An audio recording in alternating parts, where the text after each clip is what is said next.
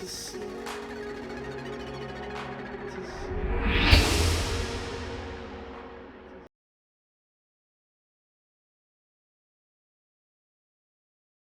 anyway. So within that, again, banks replace very much that operate within rules and you know, if it's written in a document somewhere and somebody's approved it, then you can just start to get the buy-in. Doesn't mean it's a done deal, but you've got to go out and then sell it. So we've got a function instruction manual, and which is basically all the rules are written in there, and it says you must do this and this is what you have to do. And of course everybody spends all their life trying to get out of what it says you've got to do, or coming up with excuses why not. But one of the first things we did was to standardise, and I don't think we're anywhere near perfect, the workplace standards, and got those endorsed by, actually our COO, global COO endorsed these, which basically just gives you your entry point in terms of how you start to look at the workplace. And you know, it was a good piece of work. It's an ongoing, changing piece of work. It was interesting, the Microsoft lady this morning mentioned 1 to 3, one desk per 3 people, you know, and we're targeting one desk to 1.25 people, so quite difficult for the quarter. And you know, we're on a trend there. So in certain instances, you know, we're going from complete underutilization and we're getting to 1-to-1, and that's a constant piece of work in terms of the communications and the sales, the sales process. I haven't got time to go into it, but you know, one of our key challenges this morning, and one of my guys asked the Microsoft lady, you know, how do you get that momentum? Clearly within a Microsoft organisation, you know, their whole HR policy and their whole approach to their people's, you know, is very much about retaining talent. You know, different HR organisations and different organisations have different skill sets and different approaches. So it's, for us, our key challenge to make this work is really going to be getting the right level of engagement from HR to support this globally in terms of flexible working. But again, consistent business model. So as we go out and we sell this out to the businesses and out to the regions, we can say, look, this is all part of consistent business models, right? This is what the CEO said, this is what we're doing. Re-engineer processes. You know, we've been in the news, unfortunately, for the wrong reasons because processes weren't followed. Right? So my boss's objective is, when I give him a business case, I can say to him, we have followed the standard processes, we've used the supply chain that we've agreed with, we have a proper vendor relationship management approach. The business case aligns to our overall strategy in whatever context or function we're talking about, and it's been bought into by the business. So a covering note shouldn't be any more than that. And as soon as you start deviating off the process, then you can, then that's where things should get complicated. So standard processes, and again, Stuart Gulliver, our CEO, re-emphasised this, you know, recently, and does so all the time. Standardisation of process and realignment of that is absolutely key to making our organisation work as a bank in over 80 markets around the world. Because as soon as you don't follow a process, or you don't, then that's where things can go wrong. So this resonates both within the sales of the transformation change within our organisation, and as you go back out to business units and deliver a standard approach, who perhaps may have used different processes or wanted to do things more themselves. And actually you could say, well, look, you can't do it this other way. I know because it says it in the rules here, that's the easy bit, but actually this is our culture, this is our values, this is where we're moving towards.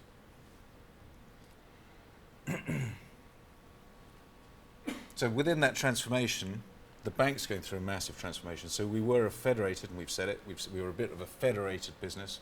Country heads were king, CEOs, you had different banks, different histories. And now the bank is now changing how they're operating. So they're turning over the pyramid.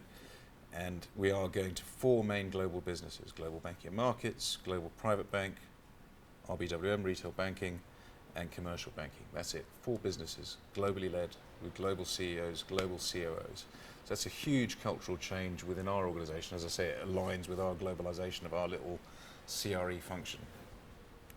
And as soon as you get into that, you know, you're dealing with their challenges as well as your own, because you're changing your own organisation and they're trying to change their organisation. And so you set up a relationship management structure, and you go off and, I was the appointed relationship manager for global banking and markets, so the guys that sit in Canary Wharf and the traders and the banking guys. And you go and see a very bright COO who can, he can smell a wrong number from about 100 yards. And he just sits down, he's very pleased, very polite to see you. He says, how much space have I got and where? How many people have I got sitting there? What can I do about that? What's it costing me? Why? How can I bring the cost down? Everybody's looking today. It's a good time for real estate. People are actually engaged because they are looking to reduce costs. And then what are my competitors doing? And this is where the technology bit or the systems and the process comes in, because if you can't give those answers to the nearest penny to a banker, he gets very agitated very quickly, and you lose credibility incredibly quickly. And it's been, I've had some pretty, reasonably uncomfortable moments, because I'm sure if, many of you were asked that exact same question down to a business unit level, where are they, how much does it cost? It's not something today we can all get very easily necessarily. So 80-20 rule, very quickly, as we're deploying the systems, it takes time to roll out systems and technology and processes. We worked out that particularly for this particular client, what were the things that were going to tick their buttons and also allow us the biggest opportunity within their organisation. And at a global level, we've got, as I say, 8,500 properties, but the key locations, every time you cut and slice our information, those 4 key locations will always make up the biggest chunk of our costs. And if you make change in those locations, then that's where you're going to have the biggest impact in terms of the business. And these were the sort of ratios that resonated and numbers that resonated with our business partners. So very quickly, being able to give them that and then set a task force to work around those 4 areas was key. So that involved me starting off the discussions, setting up teams in each of those cities around that to get down to the granular detail, so that you could go back up to the CEO, who you get 20 minutes with once a quarter, to say, this is where you are, this is where you're tracking, these are the 4 projects I can do to you to bring your recharges down.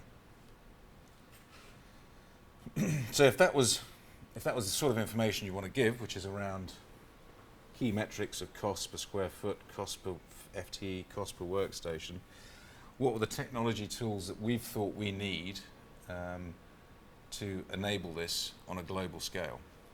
So that's from me having the global relationship down to the guy sat in New York having the local relationship in New York.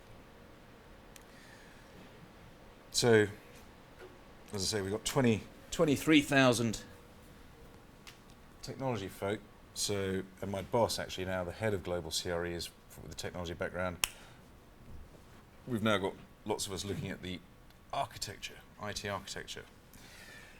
And it is all the elements that came up this morning were absolutely key, because there is no one system. We've got hundreds of legacy systems. I mean, actually, in our area, probably the most complex bit is the finance and purchase ledgers on the right, trying to get those legacy systems. And again, already there are layers of intermediary levels of systems that pull off those already. But what have we got and what have we got not, what don't we have? So we've got this portfolio management system, that's Horizon, and we've decided on FMS, which is a space and occupancy planning system, which you've already deployed in 2 markets. We've got 100 risk management systems which are in existence, and we've got in deployment already 2 project management systems which somebody, we're looking at to see if they're, fit for purpose. And we're just in the latter stages of awarding a facilities management contract on a global scale, so that will come with a system. So within the top insight system, we already have a certain amount of business analytics going on in this intermediary sort of software or technology platform, which starts to pull out key data which is of interest to the business. But we're now looking at the next step, which is how do we now link in all these other systems so that you're working off live data? Because as soon as you start taking one thing into a spreadsheet and putting it into another, there's a disconnect. And we're working now with our IT system and our internal folk to make sure that is developed correctly, and I think to the point that was made this morning, something that can grow with us over the next 20 years, because the requirements of what can come out of that will change. So this is a visual of the IT. So as I say, in terms of what we had before, apart from the one global system that people didn't use particularly well, there was obviously about 3,000 spreadsheets that everybody kept stuff on. So we've come off that, and that's been about a year. So it's taken us about a year to get people to feel comfortable enough with a new IT system from a portfolio perspective to actually get them to consistently use it, and then data validation, and then getting out things that were wrong. And the funny thing is, you've transferred data from one system to the other. The data was wrong in the previous system, right? But you transferred the data in, and now people are seeing mistakes, and they say, well, that's wrong. It's not wrong because of the system, it's wrong because it was wrong the first time round, right? But so you're constantly dealing with those sorts of challenges from people who are quite happy with a spreadsheet. and again, this is the transaction tracker. So again, if we've got 1,400 lease events at any time, in the past you wouldn't be able to have a complete visibility of what's going on. This is an online, so all transactions now, whichever supplier delivers them, is tracked through a workflow process on the system as well. So if I wanted to get in the granular detail of a lease renewal of a small ATM in Georgia, I could see it, but I don't. But again, why are we doing it? Because you get resistance. There's that circle. It's streamline IT. We cannot have 100 different IT systems. It doesn't work. We've proven we can't do it as a bank, as an organisation. We have to have one. Is it perfect? No, but let's just keep making it work. So the FMS, which is the other piece of software that we are using and we're now going to deploy globally, really gives you that granularity of details. There's polylining, so polylining of space within a building. I think in Hong Kong we've got 6,000 cost centres, right? So it really is a challenge to get that down. And if you're doing that on a spreadsheet and people running around measuring stuff, and then the cost centres change from month to month. So the system we're deploying here, again, it's about the process, but what we can do with the system is you measure the space once, and then the allocation of that space is very easily changeable within the software. And then you can roll that up not only within Hong Kong for the people who've been running around like loons for the last few months or last few years, but also at a global level. So we're hoping, we're just, as I say, we use it already in the UK, and we use it in the US, where we've had good positive response from the use of it, that if we can globalise this would significantly make us a lot more efficient and more business friendly to our business partners. And we use that particular piece of technology for a whole series of different reports, which helps us focus on the portfolio. Restacking, for example.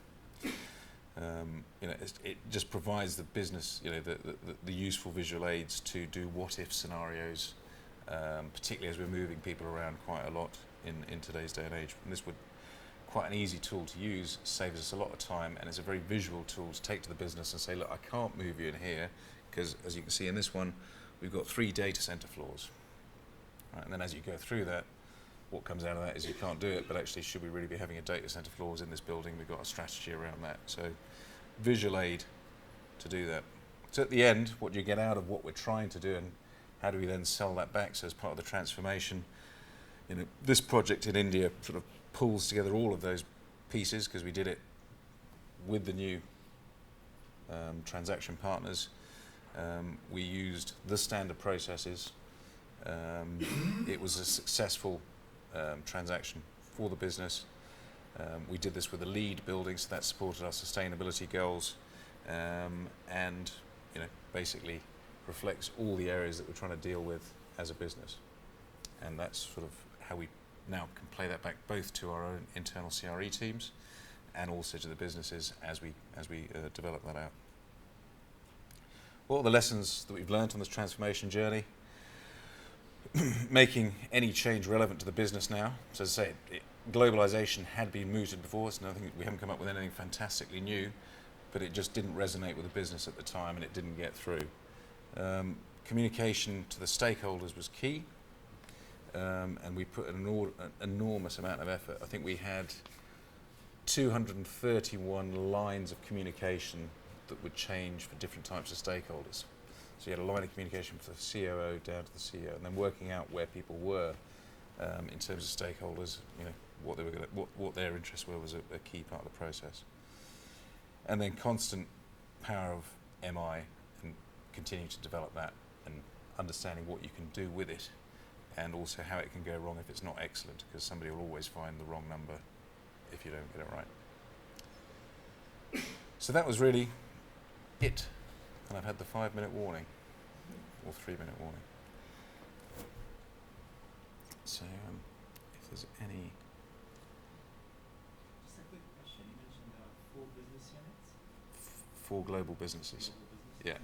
And 1 CRE function. Mm-hmm.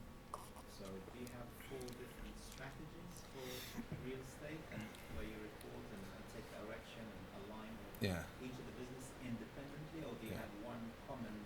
So you have, so within, so you've got one real estate team, and within that real estate team you have 4 global relationship managers, and that's not a full-time job, that's a dual role.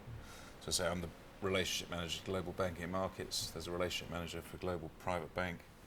So in fact we've just had our off-site, and we had our business partners come to that, and we talked about their strategies, what they're trying to do and what's important to them. So we do develop with them a global strategy for their business. That is common across the 4 businesses, or independent? The commonality, there is commonality across the 4 businesses in terms of what we're trying to achieve, so basic space standards, quality, etc., etc. But then the retail banking one will be different from global private bank. What kind of relates to that? I mean, when you come to make a decision or the approvals, do you get those 4 together around the same table, or do you go individually? Because individually they may all say yes, it's a good idea to do this, but then they'll argue about how much are they paying? 20%, 30%? Well, that's right. It's hard to get a decision unless you get them together. Yeah. I hope you get the route here. So that should happen. I mean, that does happen in the country. So by the time it comes up, but actually you sort of then you ask yourself that same question. In fact, we're just doing one project where which is going to be a major consolidation of multiple sites, which has sort of been agreed, I believe, in country. But actually now, as we're globalising our relationship management approach, I want to take it to the 4 business leads in the tour in Hong Kong and tour in London, and say, this is what we're thinking of doing in this particular city. This is the impact for you. A, do you agree with the headcount projections coming out your country in any case? Because it might be very different. And B, are you in agreement with this? So you're right. And then provisioning. So we just exited and took a major provision on something, and it's about as much email traffic on who's going to take the hit from which department to the actual strategy itself. Yeah. So you do have to. I mean, that's a stakeholder bit, and that gets more complicated the more we just realise how many more there are to each and every decision. So stuff happened in the past without it happening, but it's not the right way to sort of get decent engagement with them long term.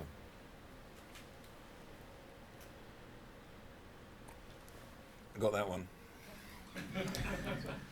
Thank you.